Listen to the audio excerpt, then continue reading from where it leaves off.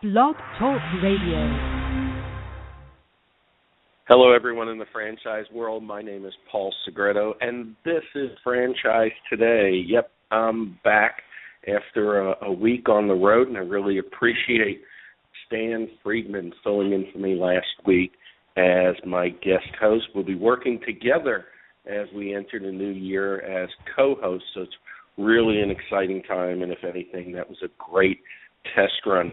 Stan met with the co-founders of up-and-coming franchise Pino's Palette, and they're co-founders with Charles Willis and Greg Casante. Very interesting show, understanding things from the perspective of people that have been there and doing that in the world of franchising. They're closing in on their 100th unit within a very short period of time, so we wish them their continued success. And, of course, you can access that show and all shows from Franchise Today on blogtalkradio.com/Franchise Today Show. And again, thanks for their time and their willingness to participate in Franchise Today. And again, thank you, Stan, for filling in. It was really a much-needed thing, as I did land in the airport later than the initial showtime. And, of course, I was visiting the Franchise Leadership and Development Conference in Atlanta last week,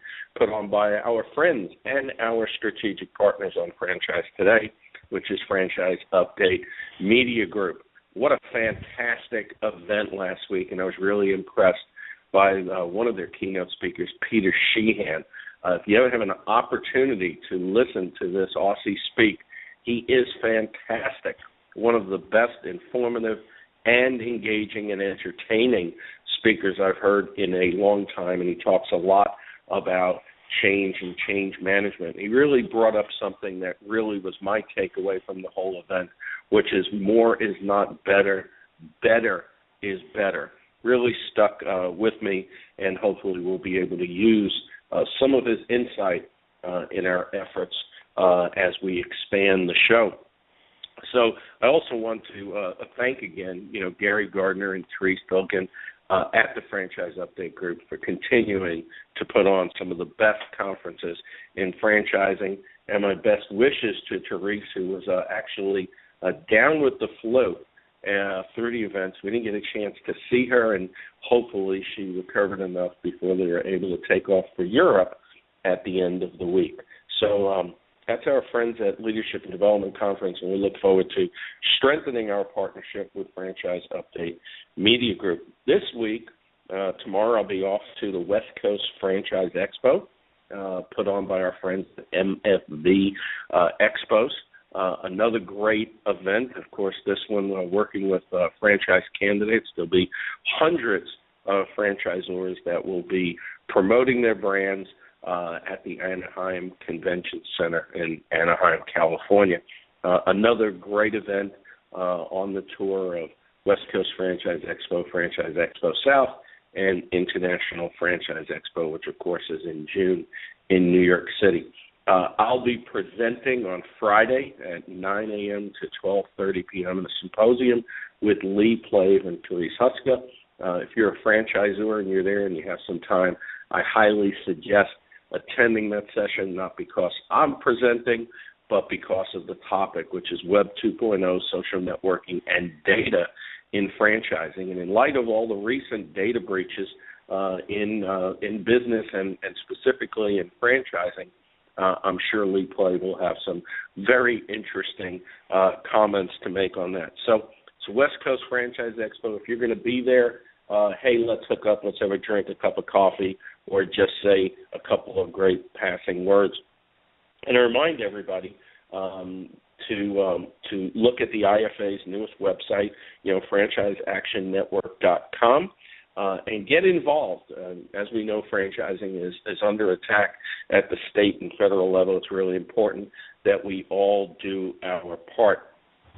Also, if you're not yet a member of the IFA, please contact me or Paul Rocchio at your earliest convenience. If you're a franchisor, becoming a member of the IFA actually will pay for your attendance at the upcoming convention, not only this year but next year as well. So it really is a great value for new franchisors looking to attend. Of course, if you're a supplier, see me as well.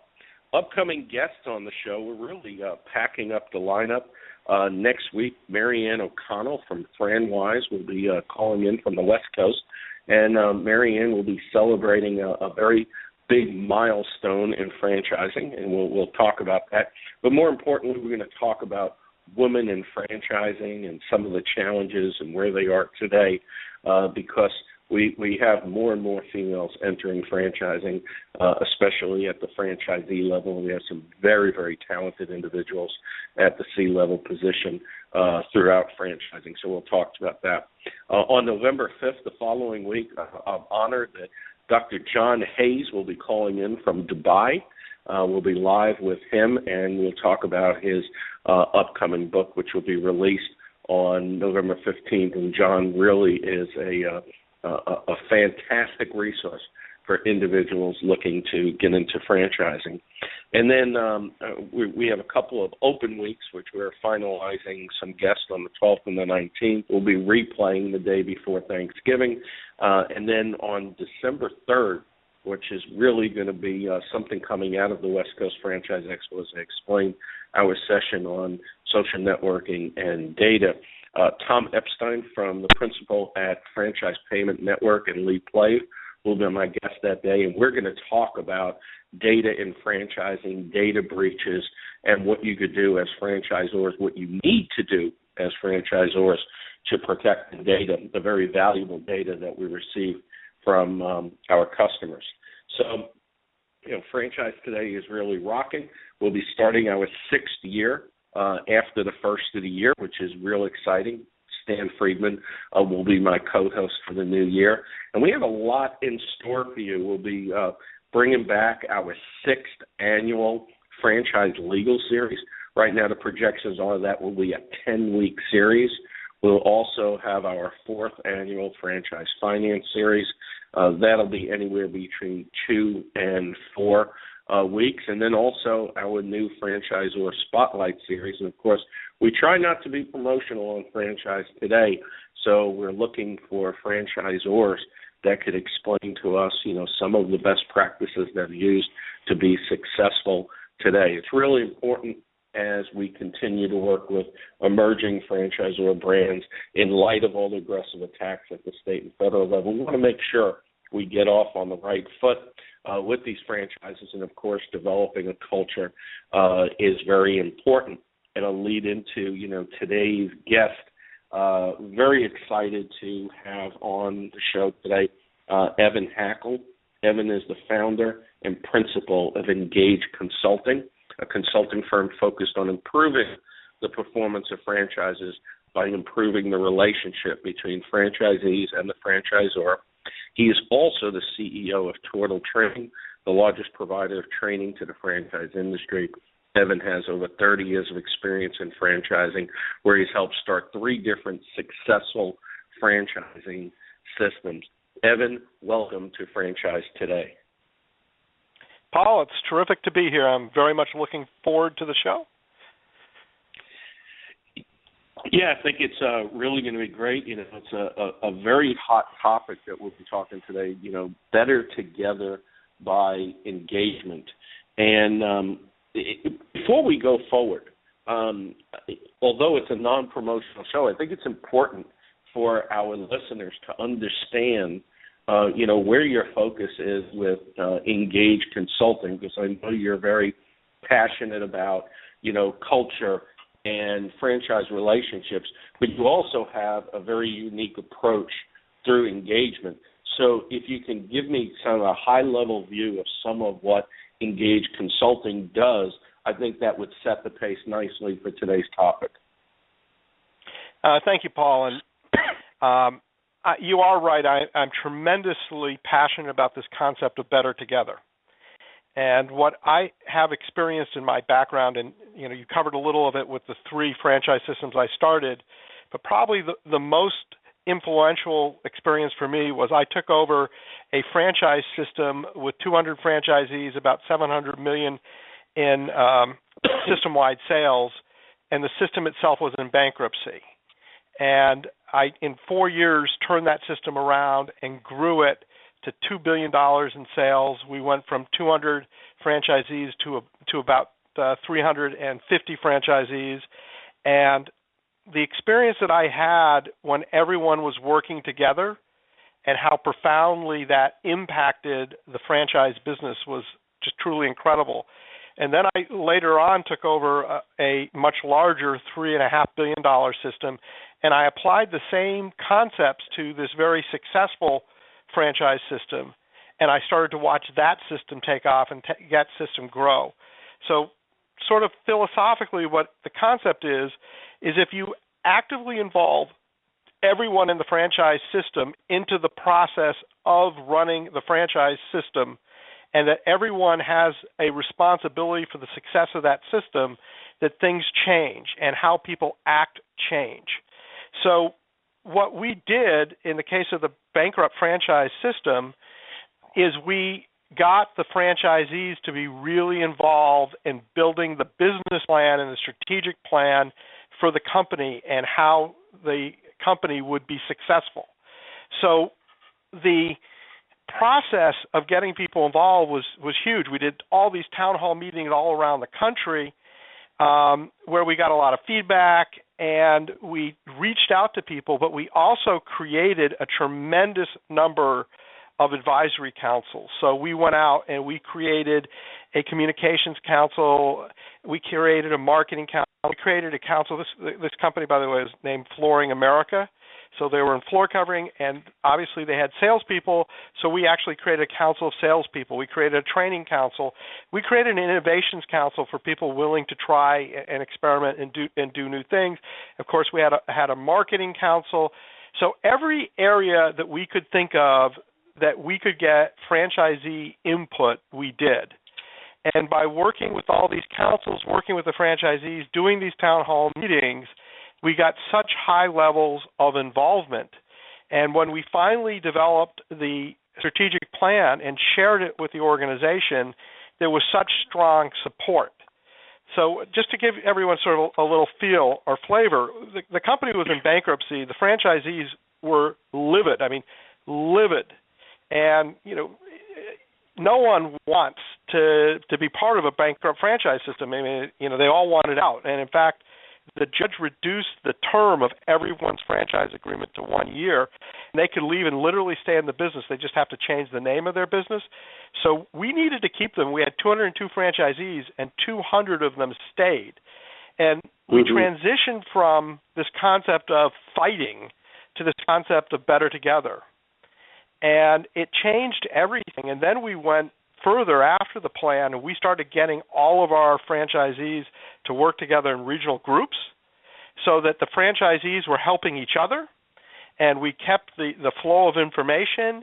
And as we go through every year a process of tactical planning, we would get input so that everyone sat back and said, I'm a part of this, that they were owners of this process. And we were able to grow business, same-store business, substantially. And the profitability of the franchisees grew substantially. And everyone could get that interconnection of how they all contributed to the success.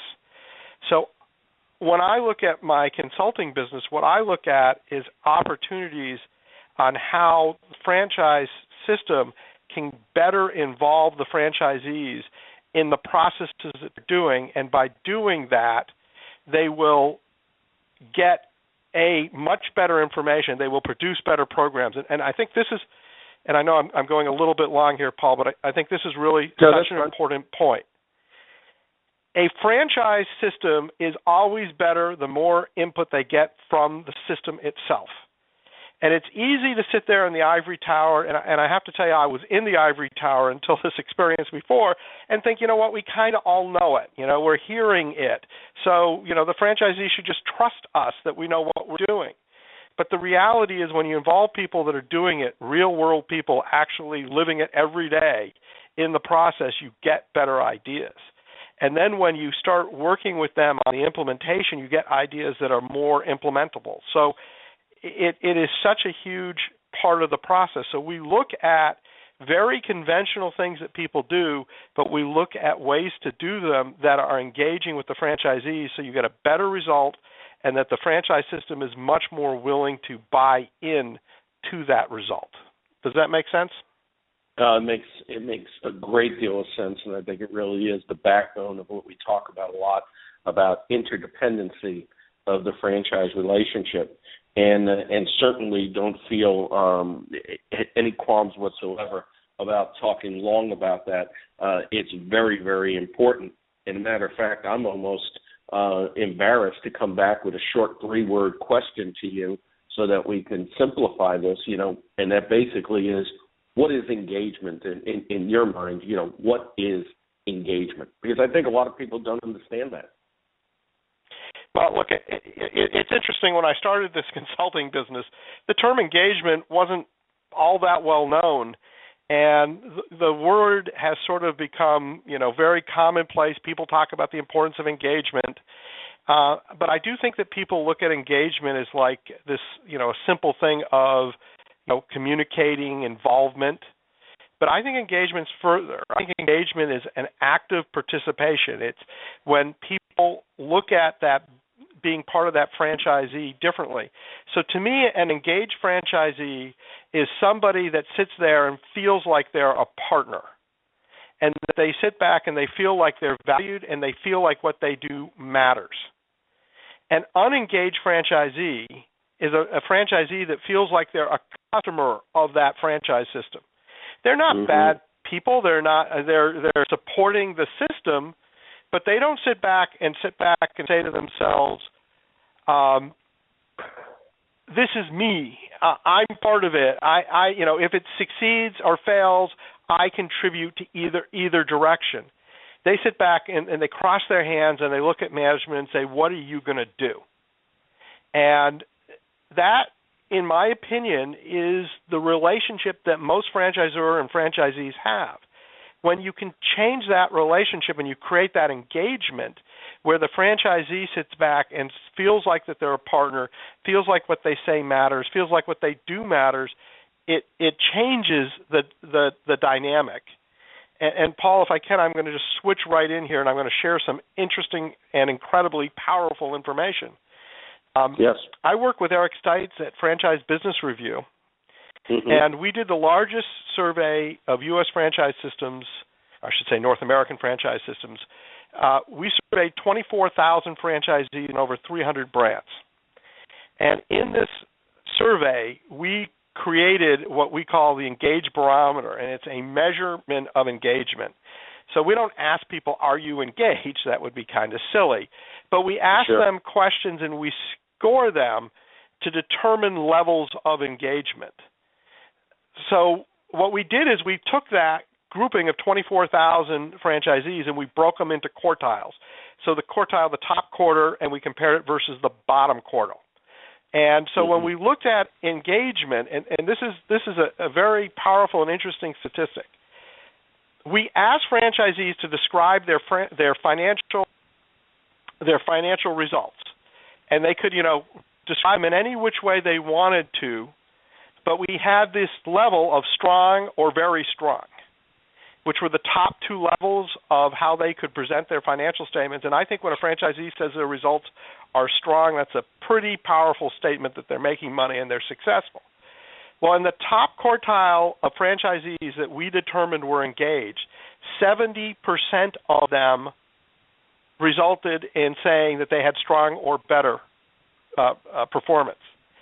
The bottom quartile, that number was 19%. So there was a 3.8 time more likelihood that someone would have strong financials if they were recorded as being engaged. And you sit back and you say to yourself, well, why would that be? And what I would say to you is it's because the actions of an engaged person are different. So that engaged person is paying attention to your emails. They're going on your website. They're helping out other franchisees. They're fully participating in everything. They're not passively waiting. And when someone does that, when someone is that way, they are going to perform at a much higher level than somebody that's sitting back and just doing their business and just sort of waiting, well, what's next, as opposed to let me see what's going on, let me make sure I'm doing everything right. Right. And then, Paul, and then this is where the research becomes interesting, is, a lot of times a lot of people say, well, okay, great, they're engaged, and I get that, and okay, I can even see they make a little bit more money, but how does this really impact the franchise system? And I'm sure, Paul, you're familiar with Net Promoter Score, but there are sure a few people on this call that aren't. But the Net Promoter Score is a system of measurement to determine how likely someone is going to recommend a business. And there was a professor at Harvard that developed it, and basically the question is, how likely on a scale of 0 to 10 would you recommend a franchise system? And they take the top two, the 9s and the 10s, and these are the promoters. These are the ones that are going to actually go out there and make a big effort. And then they look at the 6 and belows and say, these are detractors. These are the people, if asked, that are going to say really bad things about your franchise system. And I've sold a lot of franchises in my day, and I know that when a franchisee says to a prospective franchisee, I wouldn't buy this franchise again, I wouldn't recommend it, what does that impact sales? Mm-hmm. So, again, going back to the top quartile, they had a Net Promoter Score of 48%, which is a huge, incredibly positive Net Promoter Score. Sure. If you look at the bottom quartile, it was minus 78%. Minus 78%, which is staggeringly bad. So what this tells us is if your franchisees are engaged and they feel like partners and they are actively participating at this high level, you're going to sell a ton of franchises. Because when someone asks them, they're going to say good things. You go further, they're going to find people and tell them, oh, you're from Nashville. I don't think we have a franchisee in Nashville. You should become a franchisee, because they feel so passionate. And the reverse in that bottom quartile of engagement, these people are actively going out and telling people the worst thing I ever did, you should never do this. You can't grow a franchise system if you don't have good engagement. Yeah, we refer to, the relationship as a marriage, so to speak, and obviously we know the first step towards marriage is engagement. And I often tell some franchisors, in an underperforming environment, God, if this is how you treat family, I wouldn't want to be part of your family, because there is no engagement whatsoever. Keith Gearson, the president of FranConnect, wrote an interesting article in this month's Franchise Update magazine, and it was creating a culture of accountability. And, of course, and I think this even comes to light to an extent with all the actions going on, as I mentioned earlier in the show, at the state and federal level, as the attack is on the franchise relationship itself. And as you brought up, that the franchisee will sit there and feel like, they're an employee or something that's not part of the system, and they feel disengaged from the system. And he wrote that in key studies on organizational change, FranConnect and Bain & Company reported the following findings. It said a staggering 81% of those surveyed said they were not held accountable for regular progress on the goals, the organization's goals, and that the goals were not translated into specific actions. 87% had no clear idea what they should be doing to achieve those goals. Only 15% could name even one of the top 3 goals their leaders had identified, and the other 85% named what they thought were the goals. But that often didn't remotely resemble what their leaders had set, and only 51% could say they were passionate about the team's goals, leaving half the team simply going through the motions. And specifically about, franchisors, he said 46% of franchisors don't have strategic plans in writing, nor are they shared with management teams, which is really unbelievable. 25% do not have core values, vision, mission statements in writing, nor are they shared.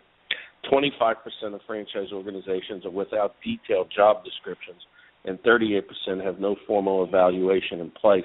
It goes on to say that it's no wonder then that the two most requested topics franchisors are seeking in a keynote or workshop are franchisee accountability and engagement, and that was according to Katrina Mitchell, CEO of Speak, the leading speaking bureau for franchising, of whom I know you work closely with. So, this is something that is known, this is well known, but obviously it's got to take a lot of work to creating the culture where engagement is on the forefront. So with that in mind, what does engagement with respect to franchise support, what does that actually look like in your mind? Paul, you've said a lot of things here that I am just dying to chime in on. Okay. And if I can, maybe I will get to that as part of the overall comments here. Absolutely. Sharing the vision and the direction of a franchise system is the most important aspect of management. It's not just the most important aspect of management for your franchisees, but it's also true within your fellow employees. Everyone has to know where the organization is going. If people don't know where the organization is going, it is really, really difficult for a system to grow. And building a culture where everyone understands the vision and mission of the company is very difficult. And it really generally starts with the first mistake, which is a strategic plan is built by the board on some retreat with some key members of management.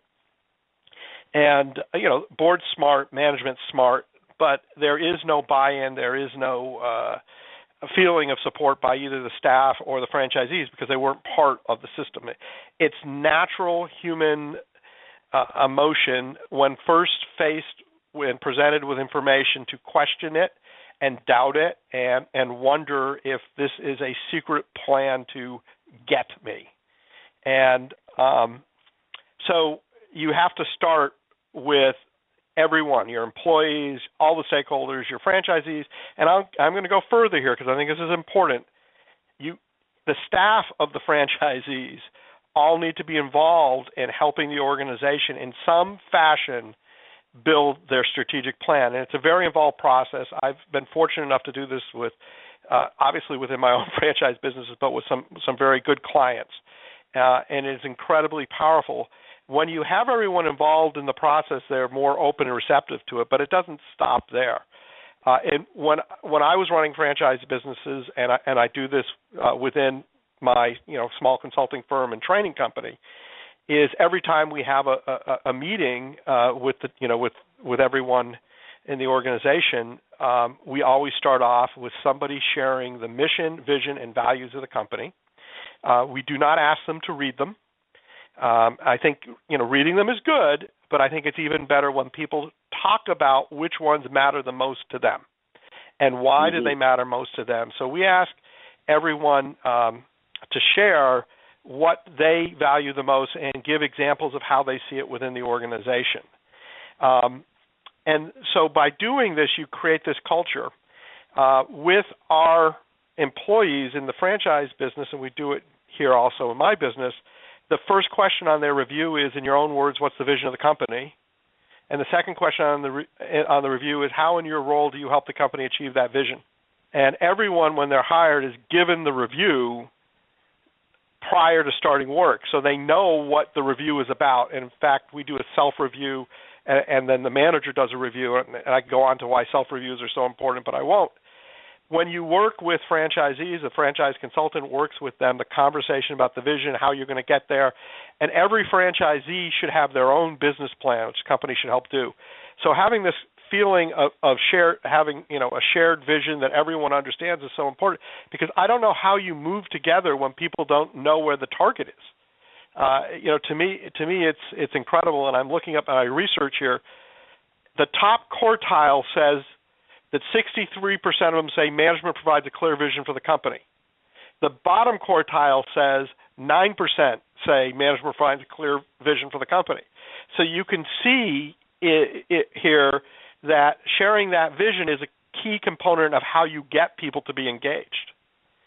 Now I want to talk a little bit about compliance, which you brought up because I think this is so important. I am a huge compliance hawk. I believe in compliance, and I believe that franchise systems need to be very rigorous in the area of compliance. But I think I come at it from a completely, totally different point of view, so I'm going to take a second here and talk about this because I think that this is critical, is when you look at compliance, the assumption is that franchisees don't like compliance. So when you go there and a franchisee has a sign and the sign's not just right, or the franchisee hasn't supported some new initiative that's in the store and everyone else is doing it, that the franchisee that you're saying, hey, you know what, you didn't do the sign right, you got to redo your sign or whatever. And I should back up and say compliance is critically important, but make sure your compliance issues are about things that really matter, not about things that don't matter. It doesn't make sense to enforce stuff that doesn't matter. But pick what it does matter and make sure everyone knows that. It should be clearly stated in your agreements and enforce it. But the reason why I disagree with the fundamental belief that franchisees don't like compliance, those that are in compliance hate it when management doesn't enforce compliance on others. And I don't have this in the study here, but I did this with my own franchisees, and we had an issue with signage, and we had made a major change in our signage program, and we'd given people a 3-year window, special financing to make this change, and we had about 8% of the franchisees that still hadn't done it. And I went around the country, and I did town hall meetings, and I asked people what they felt, and I mean, overwhelmingly, I heard from the 97, 98% that did it, how could you have asked me to do it and this person hasn't done it? And how in the world can we create a brand when my neighbor store hasn't done what they're supposed to do? And I think that people somehow look at that experience, that negative experience with the one you're enforcing on, because obviously the one you're enforcing on doesn't like it, okay? Because they chose not to do it, right? They inherently disagree.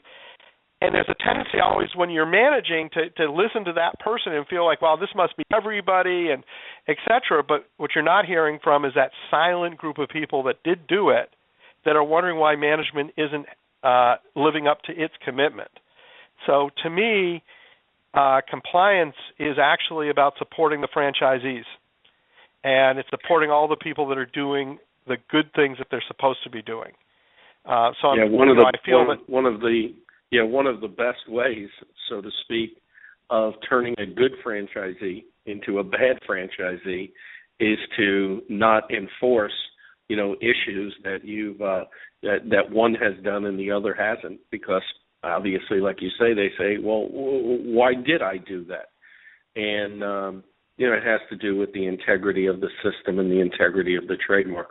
We are live on Franchise Today. It's Wednesday, October 22nd. My guest today is Evan Hackel, the CEO of Ingage Consulting and also the CEO of Tortal Learning. And we're talking Better Together by Engagement. And go on, Evan. I know you had some additional thoughts right before I took this break. No, my pleasure. I just recently wrote an article for Franchise World magazine, and I might get the title a little bit, but I think it was Franchise Compliance, There's Light at the End of the Tunnel. And I think this is kind of, because your first question is tell me what you do in your practice. I think this is an excellent example of it. Franchise compliance is, generally speaking, a very difficult issue for management to deal with. For a lot of reasons, one of which is they typically like the people they're forcing to comply, and they don't want to create this adversarial relationship with this particular person. So applying the concept of engagement, what I did when I was a franchisor and what I help my clients do is create variance committees by the franchisees. So we would create a committee of franchisees to deal specifically with different kinds of compliance issues. So one of the big issues that we have, and to me is very important, is you need everyone to come to the annual meeting or convention because it's the best form of communication. So in our franchise agreement, it simply stated that if you missed the convention, there was a $1,000 fee, and if you missed it 2 times in a row, it was $2,000, 3 times in a row, $3,000, etc. But there was a clause saying, if there were legitimate extenuating circumstances, that you could get exempted from it. So what happened prior to involving the franchisees in this process is people would tell us anything and we would accept it because we weren't going to, call them a liar. So what we did is we created a committee of franchisees. So a franchisee, and I don't want to get too much into the details because it will bore everybody, but the franchisee makes a request to the committee for a variance, and then the committee either approves it or denies it. So there was a really funny case, example where a person said, look, I had every intention of coming to the meeting. Unfortunately, on my way to the airport, my car got in an accident and I couldn't make the plane. Now, this person hadn't registered yet. So they said, well, you hadn't registered yet. And he said, well, I was going to register there because, I can register there and I'd planned on coming. And they said, you know what? You're approved. Just send us a copy of the airline ticket you had bought, and we will absolutely approve it. Now, of course, this person had never bought the airline ticket because they were never coming, and the whole story was, made up.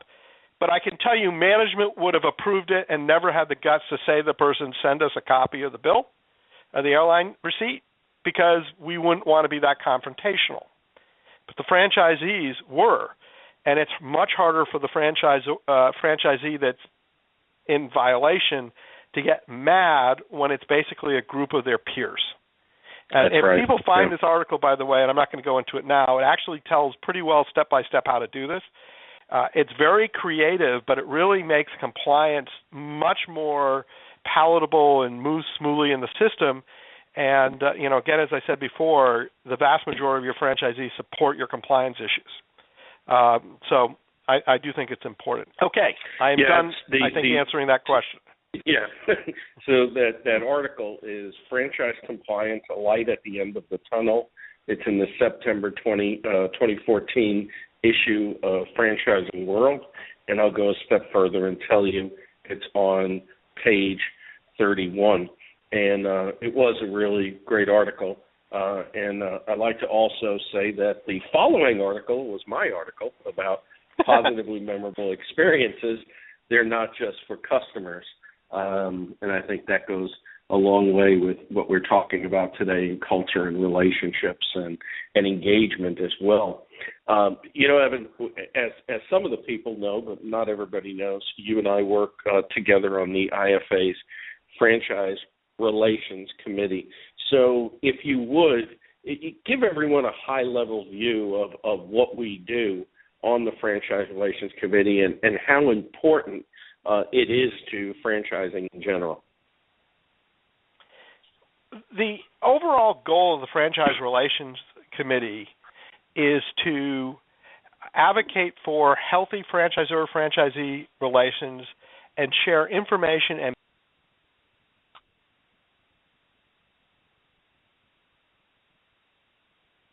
Okay, I think we have some technical difficulty. Okay, I seem to have lost Evan. I don't hear him on the line. So, it's really an interesting conversation that we're having, about engagement, culture, and franchise relationships. So we're going to see if we can get Evan back in here.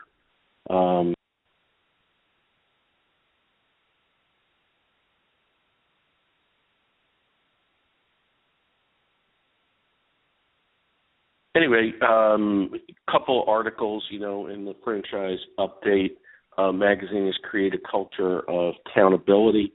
I think this is one in particular we really want to look at and to see if we can patch Evan in here, because it's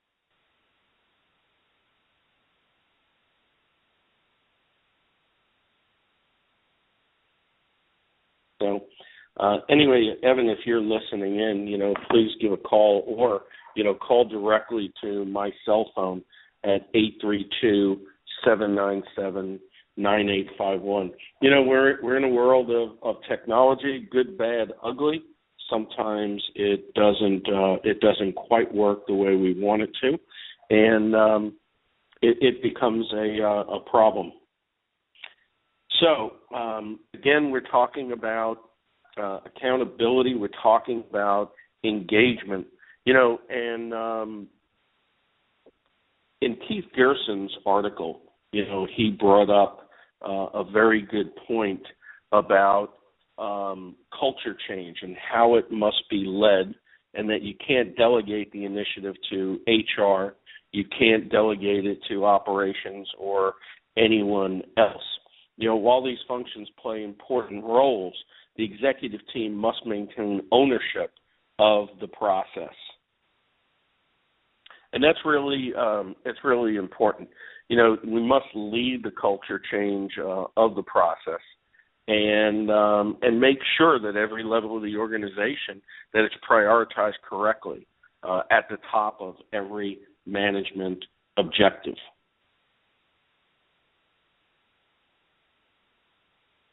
So I see that we're trying to get Evan back in here right now. So anyway, just to recap Evan's article, Franchise Compliance, Light at the End of the Tunnel, on page 31 of the Franchising World magazine. So, it's really difficult not having Evan here right now. He talks about in the magazine, franchise compliance, a lot at the end of the tunnel. For a brand to be effective, everyone has to be on the same page, support the brand, and act as one. And that's extremely important when we're talking about. When you're part of a military family, you understand sacrifice and support. At American Public University, we honor your dedication by extending our military tuition savings to your extended family. Parents, spouses, legal partners, siblings, and dependents all qualify for APU's preferred military rate of just $250 per credit hour for undergraduate and master's level programs. American Public University. Value for the whole family. Learn more at apu.apus.edu/military.